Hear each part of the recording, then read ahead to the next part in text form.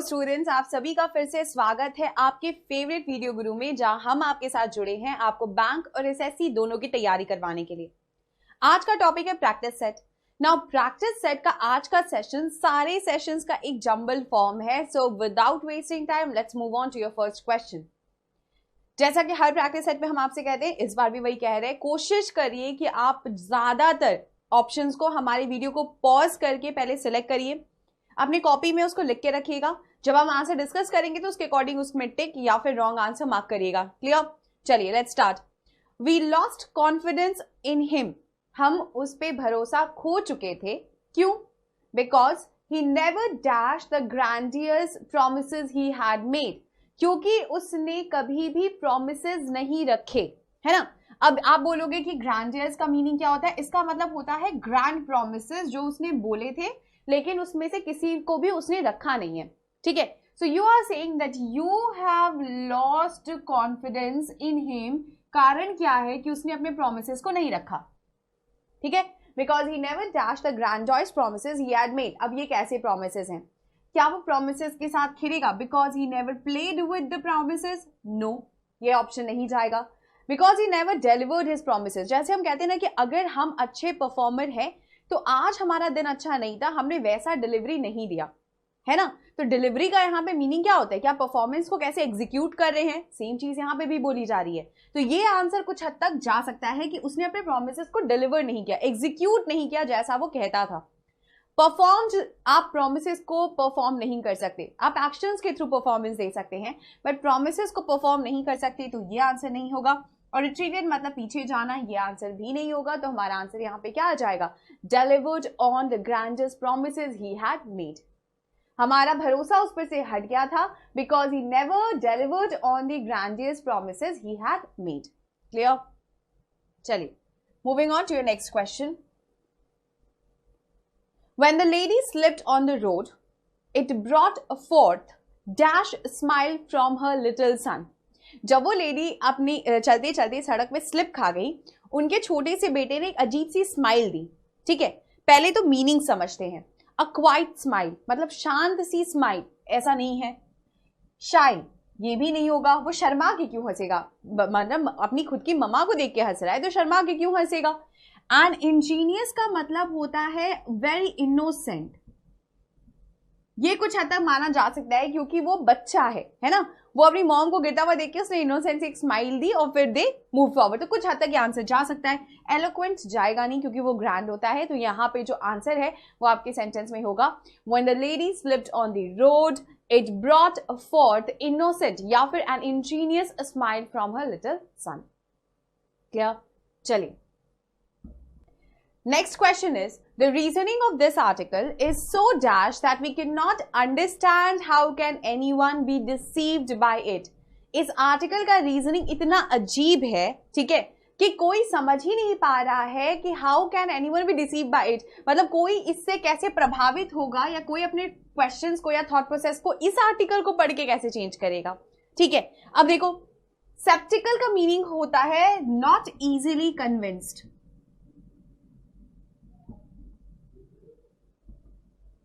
The next word which you have is coherent. Coherent का मतलब होता है proper synchronized order में होना, और cogent का मतलब होता है something which is very logical.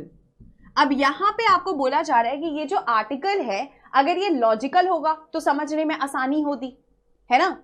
अब यहाँ भी बोला जा रहा है ये ऐसा आर्टिकल है जिसको समझ ही नहीं आ रहा, जो मतलब जब हम किसी को समझा ही नहीं पाएंगे तो हम किसी को डिसीव कैसे करेंगे इसको पढ़ाकर। तो यहाँ पे जो आंसर सबसे एप्रोप्रिएट है वो है आपका illogical.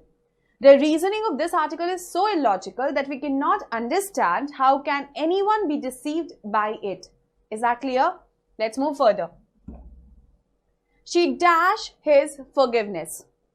उसने उसकी forgiveness को स्वीकार कर लिया। अब देखो, पहले तो मीनिंग समझते हैं। आंसर यहाँ be sought है। देखो, be soughted एक वर्ड यहाँ पे दिख रहा है आपको, इसका मीनिंग क्या होता है? It means which is strongly infatuated.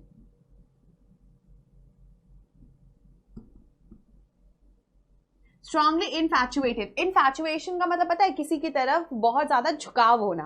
ठीक है, बेस्टोर्ड का मतलब होता है ब्लेसिंग्स देना। ब्लेस्टोड का मीनिंग होता है आपके सेंटेंस में ब्लेसिंग देना, और बेस्टायर्ड का मीनिंग होता है made physical by mental effort, ठीक है, made physical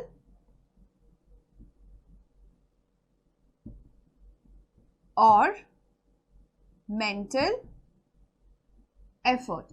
is that clear? ये तो थे हमारे सारे मीनिंग्स। अब देखो बी सॉट का मीनिंग क्या होता है। बी सॉट का मतलब होता है टू रिक्वेस्ट, ठीक है, टू रिक्वेस्ट अर्नेस्टली। उसने उसकी रिक्वेस्ट को स्वीकार कर लिया, उसकी forgiveness the. She besought his forgiveness। उसने उसकी जो अर्नेस्ट रिक्वेस्ट थी उसको माफी की, वो उसने उसे दे दिया, ठीक है।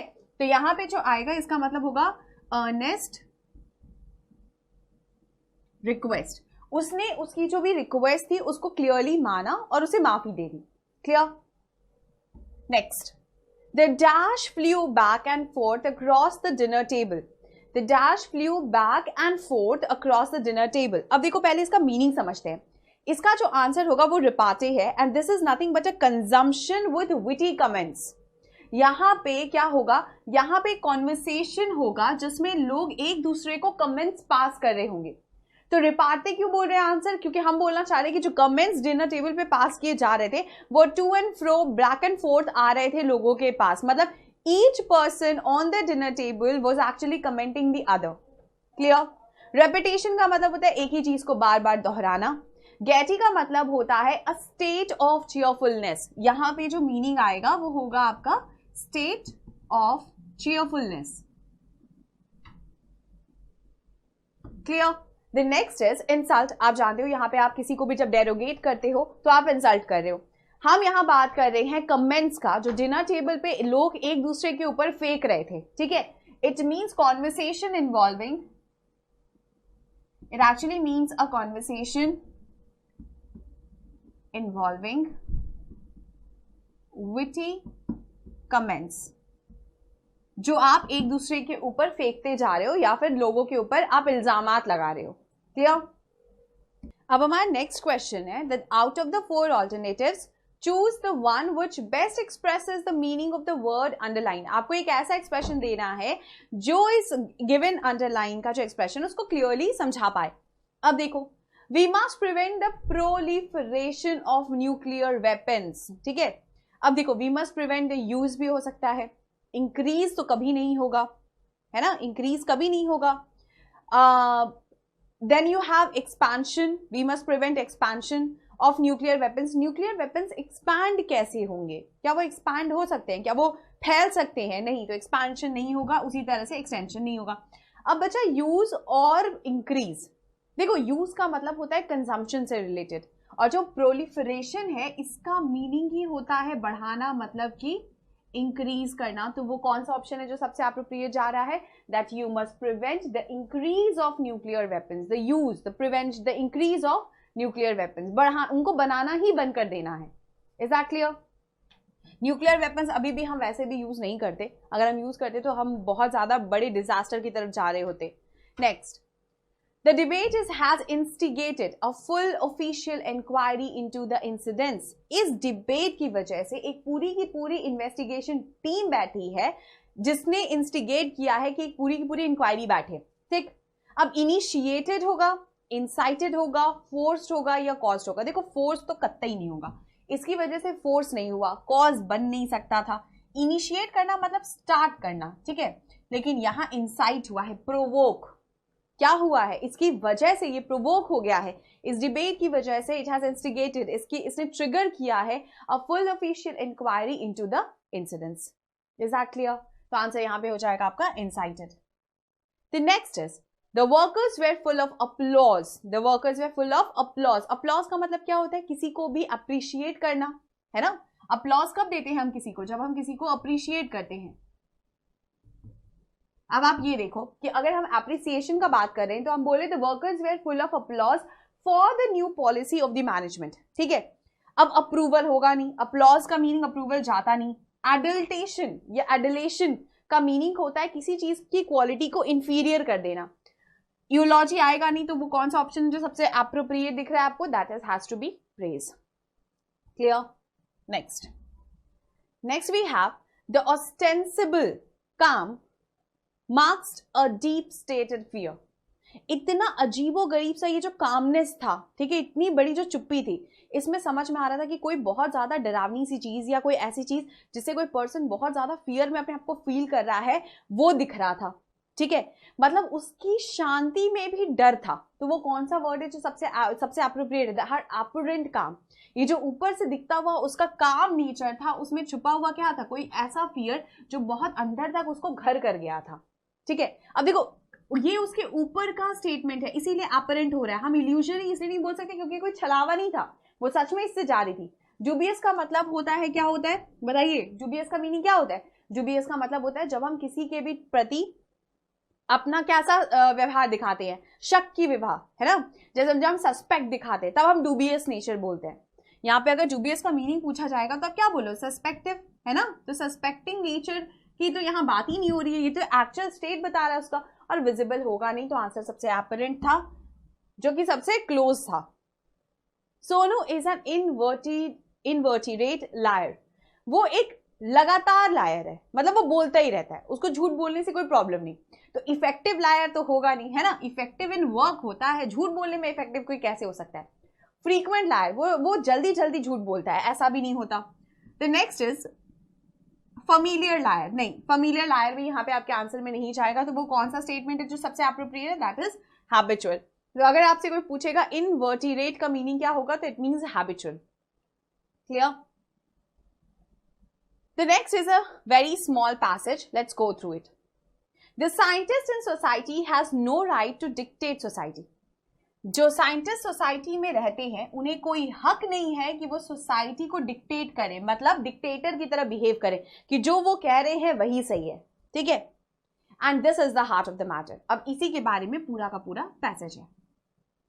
In return the society must not dictate his life to him. In return ये सेम चीज सोसाइटी को भी नहीं करना चाहिए साइंटिस्ट के साथ, मतलब दोनों को एक दूसरे को ओवररूल नहीं करना चाहिए। ठीक है, he must be free to follow his consciences as any citizen should be free। एक साइंटिस्ट को भी उसके कॉन्शियस को फ्री है, वो फ्री होना चाहिए कि वो जो फील करता है उसको सबके सामने वो रख सके, वो एज अ सिटीजन वो सब कुछ एंजॉय कर सके जो नॉर्मल सिटीजन एंजॉय करते हैं, इन पीस और वॉर। चाहे वहां पे पीस हो या फिर वॉर हो, सेम राइट्स दोनों के लिए होने चाहिए। अब यहाँ पे क्या बोला जा रहा था कि साइंटिस्ट और सिटीजन दोनों को इक्वल राइट्स देनी चाहिए, चाहे वो पीस में हो चाहे वो वॉर में हो। अब देखो आगे बढ़ते हैं। Like every man and women the scientist has a duty to himself. हर एक इंसान, आदमी या फिर एक वुमेन अगर है, तो हर एक पर्सन की तरह साइंटिस्ट का भी उसका खुद के लिए एक ड्यूटी बनता है, which demands that his work shall not only be useful but also conform to his sense of human fulfillment and dignity। जो कि उसके काम के द्वारा दिखना चाहिए, जिससे एक इंसान का भला भी हो या इंसानियत का भला भी हो और डिग्निटी भी उसकी मेंटेन रह जाए। If this prompts him to reject research for war or atomic physics or science itself, he must be free and able to find other work। और अगर इस वजह से एक साइंटिस्ट को ये कहने के लिए मना करना पड़े कि मैं वॉर के लिए रिसर्च नहीं करूंगा, मैं रिजेक्ट कर रहा हूं वॉर के ऊपर काम करना, एटॉमिक फिजिक्स के ऊपर काम करना और साइंस इटसेल्फ के लिए काम करना जो कि इंसान या मानवता के हित में ना हो, तो वो फ्री होना चाहिए कोई और काम करने के लिए भी।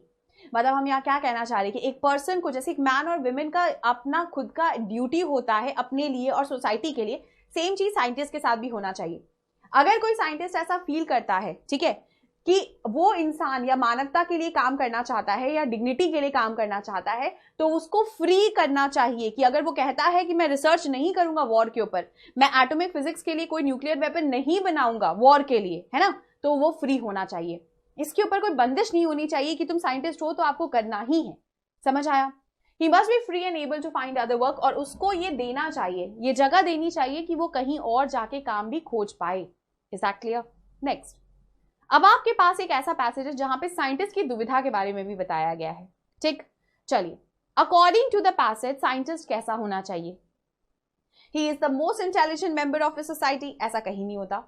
Is somewhat abnormal and lives in a world of his own। Is superior to all members of his family। या फिर has a right of individual freedom as much as anyone else। हाँ, यही बोल रहे हैं कि उसके लिए भी ऐसा फ्रीडम होना चाहिए, जैसे बाकी लोग एंजॉय करते हैं वही फ्रीडम वो एंजॉय भी कर सके। Is that clear? Next, in this passage the phrase the heart of the matter refers to the suggestion. अब heart of the matter क्या है? यही कि साइंटिस्ट और लोग अलग अलग तरीके से बिहेव ना करें, एक जैसे रहे, है ना? Scientist has drastically changed our attitude to life. नहीं बोला. The scientist must not tell society to behave in a particular manner. हाँ, हम यही बोल रहे हैं कि साइंटिस्ट को डिक्टेट नहीं करना चाहिए सोसाइटी को, है ना? The society has benefited a lot from scientific inventions. ये कहीं मेंशन ही नहीं है पैसेज में. The society which does not respect a scientist cannot make any progress. ये भी मेंशन नहीं है, तो हमारा आंसर क्या हो जाएगा कि साइंटिस्ट का कोई हक नहीं है कि वो सोसाइटी को बोले आपको ऐसे ही चलना पड़ेगा. मतलब हम क्या कहना चाह रहे हैं? They cannot dictate a society, जो कि पहला लाइन आपके पैसेज का था. क्लियर? चलिए. Next we have the scientist may give up research if he finds that. एक साइंटिस्ट को ये फ्रीडम होनी चाहिए कि वो अपना रिसर्च दे सकता है. कब? The society has little regard to what he is doing. No. His inventions are being misused by the society somewhat. His work is against the welfare of the society if he is not doing justice to himself. तो answer क्या होगा कि अगर उसके invention से society के ऊपर किसी तरीके का मिसयूज दिखेगा तो साइंटिस्ट फ्री है कि वो अपना रिसर्च दे दे और कहे कि मैं ये काम नहीं करना चाहता हूं. Is that clear? क्लियर? चलिए अब आगे बढ़ते हैं. ये तो थे आपके passage. Now we have some error corrections. इसके बाद बोला जा रहा है there was something wrong of the battery. Battery के साथ कुछ रॉन्ग था ना. तो जब हम किसी के साथ की बात करते हैं तो हम कौन सा प्रेपोजिशन यूज करते हैं? विथ यूज करते हैं या ऑफ यूज करते हैं? विथ यूज करते हैं ना. किसी चीज के साथ दिखाने के लिए कौन सा प्रेपोजिशन यूज होता है? विथ. तो यहाँ पे भी सेम आंसर होगा. आपका ऑफ रिप्लेस हो जाएगा विथ के साथ. हम क्या बोल रहे हैं?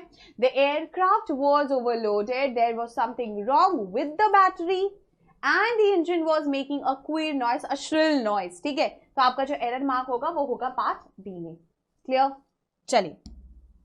Next, I told him that I am going to the office. Clear? I told him that I am going to the office. अब यहाँ पे आपको एरर खोजना है. कोशिश करिए खुद से.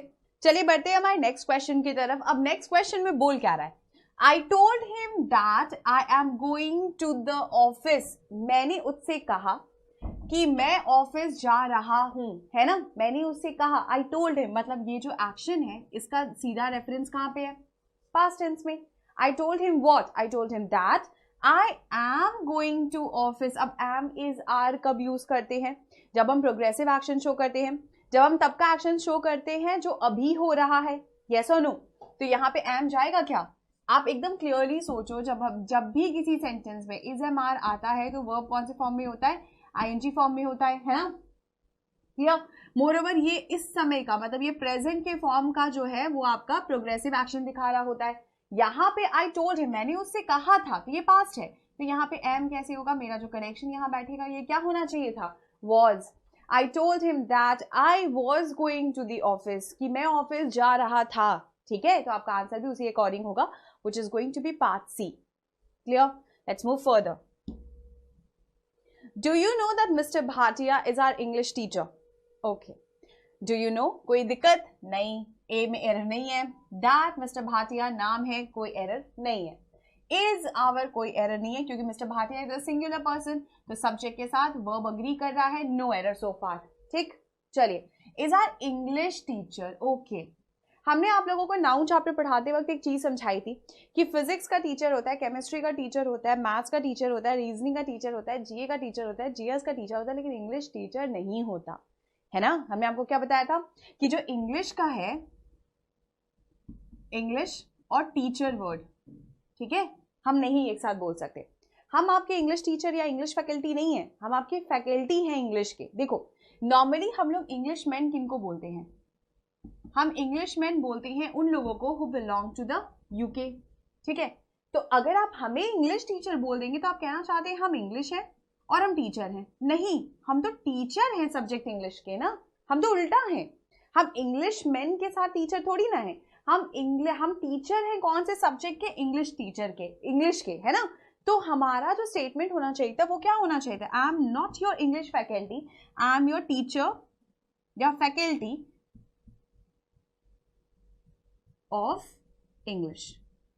Is that clear? आप इसको जब भी बोलोगे आप इसको ऐसे ही रिलेट करोगे. या तो टीचर ऑफ इंग्लिश बोलोगे या आप हमें अगर इंट्रोड्यूस करना होगा तो आप हमें फैकल्टी ऑफ इंग्लिश बोलोगे. याद रखिएगा इसको हम स्लैंग की तरह यूज करते हैं. आप यहाँ पे बहुत रेसिस्ट या बहुत कम्युनिस्ट टाइप के स्टेटमेंट दे रहे होते हो कि भैया वो इंग्लिश टीचर है, ठीक है, उसी तरीके से जैसे कोई हिंदी टीचर नहीं होता। हिंदी टीचर क्या होता है, बंगाली टीचर क्या होता है ना, गुजराती टीचर क्या होता है, नहीं, वो टीचर है। He is a teacher of Hindi, he is a teacher of English, teacher of Gujarati, आप सब्जेक्ट के टीचर हैं। याद रखिएगा एक और चीज कि लैंग्वेज जब भी दे दिया जाए, इंग्लिश हो गया, हिंदी हो गया, तमिल हो गया, ठीक है, इनमें से या कोई भी फॉर्म ऑफ लैंग्वेज, इसके साथ कभी भी प्रोफेशन नहीं जोड़ा जाता।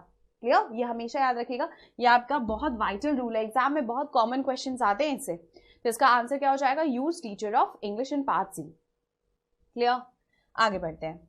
Next we have in his long speech the labour leader, जो लीडर था लेबर्स का, simply demanded for a reduction in prices, ठीक है, simply demanded for a reduction in prices। उसने डिमांड किया मतलब उसने मांगा, है ना, उसने डिमांड किया मतलब उसने मांगा। अब आप देखो यहां लिखा क्या है, इन हिज लॉन्ग स्पीच, अपनी बड़ी सी स्पीच में, द लेबर लीडर, यहां तक कोई एरर नहीं, बट यहां पे तो है, वो क्या है, लेट्स सी, होगा फॉर हटेगा और वहां पे सिर्फ डिमांडेड आएगा। क्यों, क्योंकि डिमांड तो वो अपनी आप ही फॉर है, डिमांड तो किसी चीज के लिए ही होगा ना, जब किसी चीज के लिए बिठाना होता है तो हम फॉर यूज करते हैं, बट डिमांड का तो मीनिंग भी होता है किसी चीज के लिए। जैसे एंट्री इनटू था, याद है, एंटर मतलब भी अंदर, इनटू मतलब भी बाहर से अंदर, दोनों का मतलब सेम था, तो हम साथ में नहीं बिठा पा रहे थे। सेम चीज, डिमांडेड का मीनिंग भी मांगना ही होता है या किसी चीज के लिए होता है, इसीलिए उसके साथ अपने साथ वो फॉर को नहीं बिठाएगा। हमारा आंसर हो जाएगा, in his long speech the labour leader simply demanded a reduction in prices. Clear, चलिए next, only write on one side of the paper. Only write कि सिर्फ लिखिए, लिखिए सिर्फ पेपर के एक ही हिस्से में। आपको कहां लिखना है, सिर्फ पेपर के एक हिस्से में, कहां लिखना है, सिर्फ। ये ओनली का मतलब क्या होता है, इकलौते उसी हिस्से में आपको लिखना है ना। अब आप याद रखिएगा, ऐसा जब भी कोई स्टेटमेंट आता है तो हमारा ओनली का जो रूल है वो बहुत इंपॉर्टेंट है, ठीक है। जब आपके पास सेंटेंस में कोई मेन वर्ब होता है तो नॉर्मली हम बोलते हैं कि जो मेरा एडजेक्टिव या एडवर्ब होता है वो मेरे मेन वर्ब के पहले बैठता है, जो कि इस केस में दिख रहा है, ये मेरा मेन वर्ब है और इसके पहले हमारे पास एक एडवर्ब बैठ रहा है। बट केसेस होते हैं जब हमारा जो एडवर्ब है वो मेरे मेन वर्ब के बाद में बैठता है, जो कि यहाँ पे इस केस में है राइट, और ये इसके बाद में एडवर्ब आना चाहिए, मतलब वो वर्ड आना चाहिए ओनली। और ये कब होता है, राइट ओनली कब होगा, जब हमारे पास जो सेंटेंस है वो इंट्रांजिटिव सा दिख रहा होगा। Clear, right only on one side of the paper. अब देखो, जब भी आपके पास ऐसा कोई स्टेटमेंट आए तो याद रखिएगा, he can run enough fast नहीं बोलते, he can run fast enough बोलते हैं ना, उसी तरीके से राइट ओनली होना चाहिए था, ओनली राइट नहीं होगा। सिर्फ लिखिए एक साइड ऑफ द पेपर, नहीं, लिखिए सिर्फ पेपर के एक साइड में, इसीलिए यहाँ पे जो मेरा आंसर होगा ओनली राइट की जगह हमारा करेक्शन हो जाएगा write only. Is that clear? चलिए next, in the following passage there are blanks. अब यहाँ पे आपको करना है एक छोटा सा क्लोज टेस्ट सॉल्व, ठीक है। Fill in the blanks with appropriate options. Let's start. You probably know about instant coffee. हो सकता है आपको instant coffee के बारे में पता है, and instant tea, instant चाय के बारे में भी आपको पता है। They are part of modern man's life. अब ये किसका हिस्सा बन चुके हैं, एक modern man के लाइफ का। But have you ever heard dash instant trees?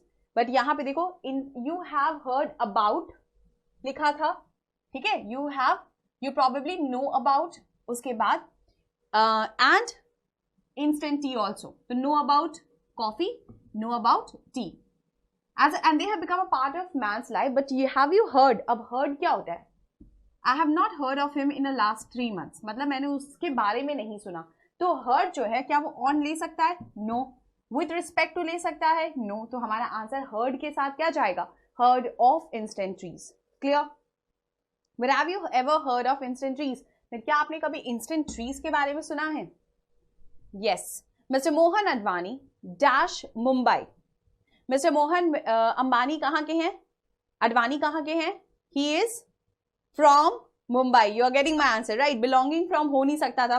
Advani belonging from Mumbai हम नहीं बोलते, simply from का मतलब भी belonging ही होता है, from that place, है ना, within Mumbai होता नहीं।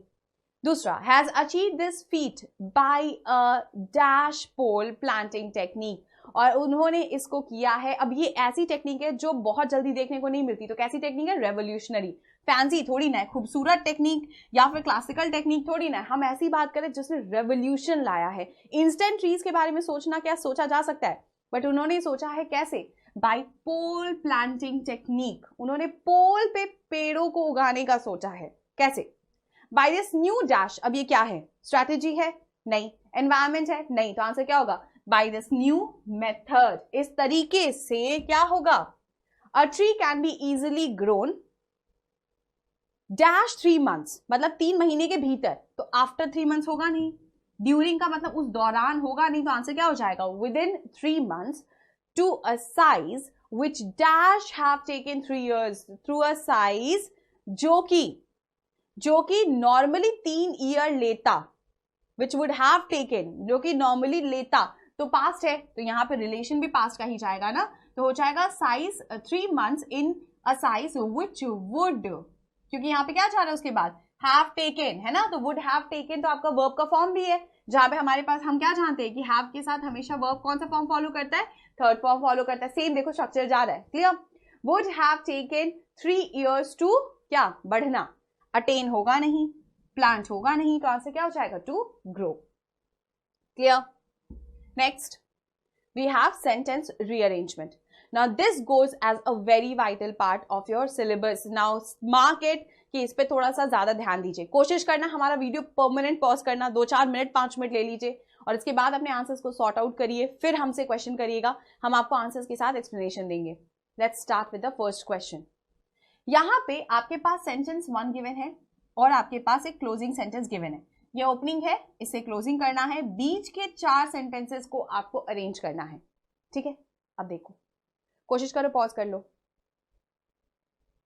आई होप आपने ऐसा कर लिया होगा। Now let's start with the first sentence. पहले देखते हैं कि फर्स्ट सेंटेंस क्या है और आंसर क्या है, फिर डिस्कशन करेंगे। As the icebergs drift away from the pole towards warmer waters, जैसे जैसे आइसबर्ग्स अपना जगह छोड़कर वार्मर वाटर्स की तरफ जाते हैं, they often invade the path of ships, जब वो टूट जाते हैं, छोटे हो जाते हैं, तो वो जनरली शिप्स के पाथ में आ जाते हैं। And in times of fog cause harmful collisions, और जब फॉग होता है, जब धुंध आ जाती है, जब ठंड का सीजन आ जाता है, तब इसकी वजह से क्या होता है? कोलिजन्स होते हैं, जिसका एक सबसे बड़ा एग्जाम्पल आप सबको दिख रहा होगा, वो वर्ड है टाइटैनिक। क्लियर? एक huge ship which just got broke in 3 hours time with complete disaster, जहां की पूरी शिप सिंक कर गई because of an iceberg, right? तो यही चीज यहां पे बोली जा रही। अब इतना क्लियर है कि you are talking about harmful collisions. अब हमारे पास स्टेटमेंट है, ठीक है? The biggest disaster of this kind ever recorded was that of the Titanic on 14th April. अब आपने बोला harmful collisions, तो वो कौन सा वर्ड है? पहले तो हमें बताना पड़ेगा ना कि वो collision कौन सा था, कौन सी शिप के था, और फिर वो शिप कैसी थी, ये बताएंगे, है कि नहीं? तो पहला इंट्रोडक्शन टाइटैनिक क्यू है या एस है? आप खुद सोच के बताइए। पहला इंट्रोडक्शन टाइटैनिक के लिए एस वाला है, और वो कौन सा है आंसर जो एस से रिलेट कर रहा है? That is option number B. तो पहले तो आप इंट्रोड्यूस करेंगे शिप को, इसके बाद आप बताएंगे। देखो, अब क्योंकि बाकी ऑप्शंस है ही नहीं तो आपको सोचना ही नहीं है, बट फिर भी एक्सप्लेनेशन बनता है। देखो, पहले आप बोल रहे हो कि it will cause harmful collisions, और ऐसा ही कोलिजन देखा गया था, the biggest disaster of this kind देखा गया था टाइटैनिक के साथ ऑन 14th of April 1912। अब टाइटैनिक क्या है? टाइटैनिक का क्योंकि नाम मेंशन हो गया, तो अब हम बोलेंगे the Titanic was the world's largest ship in the world at that time, उस समय की सबसे बड़ी शिप थी। शी वॉज, अब क्योंकि ये नाउन है टाइटैनिक, तो नाउन को प्रोनाउन देना है, तो शी प्रोनाउन किसके लिए आ रहा है? आपके शिप के लिए। She was sailing on her maiden voyage from Southampton to New York with more than 2000 passengers and crew. Striking an iceberg without warning in fog, she sank quickly. More than 1500 people या lives were lost. तो आपका sequence इस तरीके से बनेगा। Clear? Text. The release of atomic energy is the greatest achievement which science has ever achieved या received. मतलब atomic energy का रिलीज अब तक का ग्रेटेस्ट अचीवमेंट है जो साइंस को मिला है, जो साइंस को मिला है। खत्म हम किसे कर रहे हैं? खत्म हम कर रहे हैं However, scientists are gratified by the numerous applications of atomic energy for peaceful and constructive purposes. लेकिन साइंटिस्ट जो हैं वो लोग इसके numerous applications को शो करते हैं constructive purposes में. एक बात आप बताइए, क्या हमारे लिए एटॉमिक एनर्जी हमेशा फ्रूटफुल रहा है? आपको हिरोशिमा नागासाकी का डिजास्टर याद होगा, ठीक है. ये काफी है ये समझाने के लिए कि एटॉमिक एनर्जी हमेशा मैनकाइंड के लिए यूज नहीं किए गए हैं. साइंटिस्ट का ये मानना है कि एटॉमिक एनर्जी का जो रिलीज है, जो एटॉमिक एनर्जी का जो पावर है, उसको साइंस की फील्ड में सबसे इंपॉर्टेंट क्या माना जाता है? एक सबसे इंपॉर्टेंट अचीवमेंट माना जाता है. Let's see the answer now. आपका आंसर है QPRS, मतलब ये स्टेटमेंट स्टार्ट होना चाहिए था Q. अब देखो, you were talking about atomic energies release, है ना, release in the field of science, तो स्टेटमेंट भी वहीं से स्टार्ट होगा. The atom was split by physiologist या फिजिसिस्ट whose finds या whose minds were set on the search of knowledge. ये एटम्स खोजा गया था बाय फिजिसिस्ट, ठीक है. द एटॉमिक एनर्जी का रिलीज वाला जो मैटर है, सॉरी, ये आपका सर्च किया गया था by physicist who were searching for knowledge.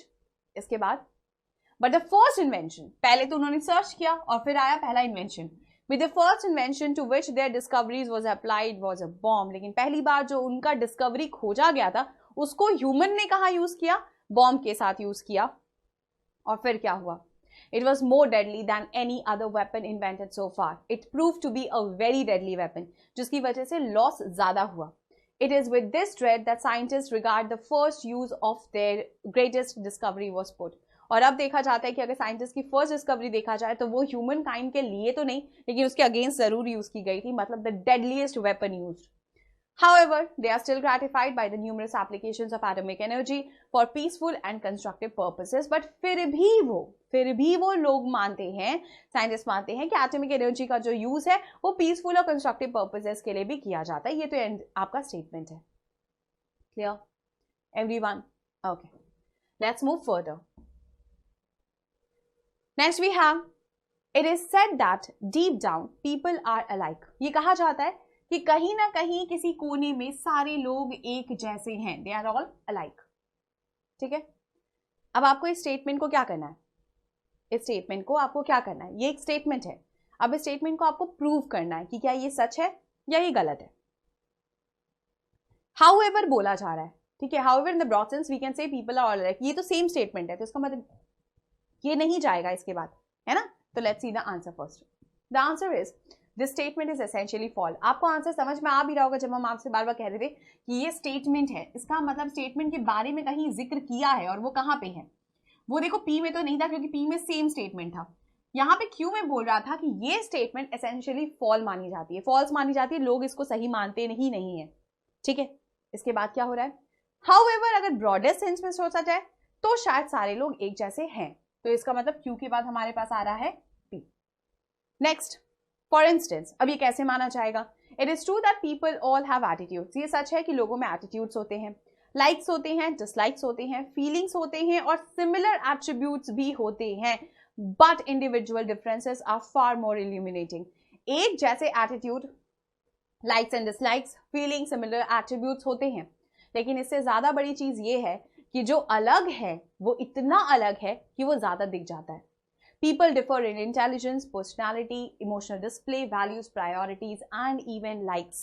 इंसान एक चीज में अलग नहीं है, इंसान कई चीजों में आपके अलग हैं. स्पेशली अगर इंटेलिजेंस की बात की जाए, आईक्यू लेवल, आपको पता होगा कुछ कंट्रीज ऐसे हैं हमारे नेशन में या नेशन के बाहर या फिर इस वर्ल्ड में जिनके यहाँ पे जो सिटीजन है उनका आईक्यू लेवल हम लोगों से कहीं ज्यादा होता है. और ये क्यों होता है? इसके बहुत सारे फैक्टर्स, एट्रीब्यूट्स होते हैं, ठीक है. The next is personality. Personality में भी हर इंसान अलग है. आप वेस्टर्न कल्चर में चले जाइए, वो हमें शायद एक्सेप्ट नहीं कर पाएंगे, और वो जब इधर आते हैं तो हमें उन्हें एक्सेप्ट करने में बहुत समय लगता है ना. Though we are progressing a lot. Next is emotional display. हर पर्सन का अलग अलग तरीका होता है इमोशंस को डिस्प्ले करने का. कुछ चीख के कहते हैं, कुछ शांत रहते हैं, कुछ खुश होते हैं, कुछ हमेशा दुखी रहते हैं. Values, priorities and the like. तो आपका सीक्वेंस होता है Q, P, S and R. Clear? चलिए, ये तो थे आपके आज के रीअरेंजमेंट्स और प्रैक्टिस सेट के पूरे एक्सरसाइजेस. आप लोगों को जितना भी कुछ पढ़ाया गया है अभी तक वीडियो गुरु में, उसमें आप लोगों के एसएससी के ऑलमोस्ट सारे टॉपिक्स कवर हैं. कुछ टॉपिक्स एड ऑन्स हैं जो आप लोगों को जरूर मिलेंगे. इसके अलावा आप लोगों को हमेशा एक चीज याद रखनी है, इंग्लिश का कोई भी एक ऐसा सेक्शन नहीं है जिसके लिए आप कह सकते हैं कि आपने फॉर एंड फारमोस्ट या हार्ड एंड फारमोस्ट सब कुछ सीख लिया। आप जानते हैं रूल्स हमने बहुत पढ़ाए हैं और सारे रूल्स याद रखना इंपॉर्टेंट, या फिर इंपॉर्टेंट की बात नहीं करेंगे, सारे रूल्स याद रखना कंप्लीटली इररेलेवेंट बोला जाएगा कि किसी बच्चे को इकट्ठे याद हो जाए, ये पॉसिबल ही नहीं है। ये आप भी जानते हैं, ये हम भी जानते हैं। आपको हमेशा अगर कोई चीज चाहिए तो वो होगा आइडेंटिफाई करना। आज की क्लास के बाद आप लोगों को प्रैक्टिस एक्सरसाइजेस के सेट्स इतने दिए गए हैं कि आप लोगों को एक जनरल सा सेंस बन गया होगा आप लोगों को किस चीज को कहाँ पे कैसे यूज करना है। आइडेंटिफाई करना सीखिएगा। जिन टॉपिक्स में दिक्कत होती है उन टॉपिक्स के एक्सरसाइजेस को 2 या 3 बार रिवाइज करिए। फोकस करिए उन टॉपिक्स में जहां मार्क्स सबसे ज्यादा आ सकता है, विच इज कॉम्प्रिहेंशन। स्पीड पे काम करना है। कॉम्प्रिहेंशन ऐसा चीज नहीं है कि कोई किसी को आता नहीं, दिक्कत है स्पीड में तो स्पीड बढ़ाइए। इसके अलावा क्लोज टेस्ट, इसके अलावा rearrangement and then finally error correction. क्योंकि आप इससे डरते हैं इसलिए हमने इसको थोड़ा सा पीछे की तरफ रखा है। इन सारे टॉपिक्स पे ध्यान दीजिएगा। बाकी आप लोगों का जो एक्सरसाइज है, सफिशिएंट एक्सरसाइजेस कराए गए हैं, सफिशिएंट आप लोगों के रूल्स कराए गए हैं, एग्जाम में पूछे गए कितने क्वेश्चंस न जाने कितने वोकैब्स प्रैक्टिस कराए गए हैं, सब रिवीजन करिएगा। एंड वी होप दैट आप लोगों को एक प्रॉपर सिलेक्शन एक जगह पे मिल जाए। तब तक के लिए keep revising and thank you for joining us.